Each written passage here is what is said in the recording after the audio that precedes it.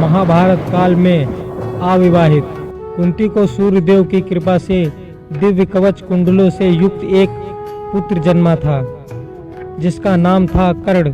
कुंती ने कर्ण को त्याग दिया था। बाद में कर्ण को अधिरथ और उनकी माता राधा ने पाला था, इसीलिए कर्ण को राधे कहलाया। और महाभारत ग्रंथों में कर्ण की पूरी कथा है, जिसमें कर्ण के 10 पुत्र का भी जिक्र हुआ है। आज हम आपको कर्ण के उन्हीं पुत्रों के बारे में बताने जा रहे हैं। ये थे कर्ण के 10 पुत्र। महाभारत में बताया गया है कि कर्ण के 10 पुत्र थे। उनके नाम थे वस्त्रसेन, चित्रसेन, सत्यसेन, सुषेण, सुदामा, शत्रुंजय, दीपांध, बनसेन, प्रसेन और वृषकेतु।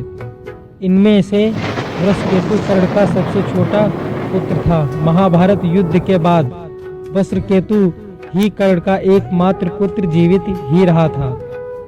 कर्ण की पत्नियों के नाम वैशाली और सुप्रिया थी। कर्ण का पहला विवाह 32 साल की उम्र में हुआ था। उसके बाद कर्ण का दूसरा विवाह सुप्रिया से तब हुआ था जब दुर्योधन ने कलिंग की राजकुमारी भानुमति से शादी की थी। कर्ण के 10 में से 9 पुत्र महाभारत के युद्ध में भाग लिया था।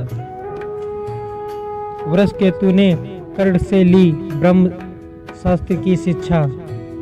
24 वर्षों से महाभारत और श्रीमद् भागवत कथा सुना रहे थे। कथावाचक भगवान सिंह दास ठाकुर कहते हैं कि कर्ण ने बचपन बाद में ब्रह्मास्त्र की विद्या सीखने के लिए कर्ण परशुराम के पास गया, जहां से विजय धनुष लेकर लौटा।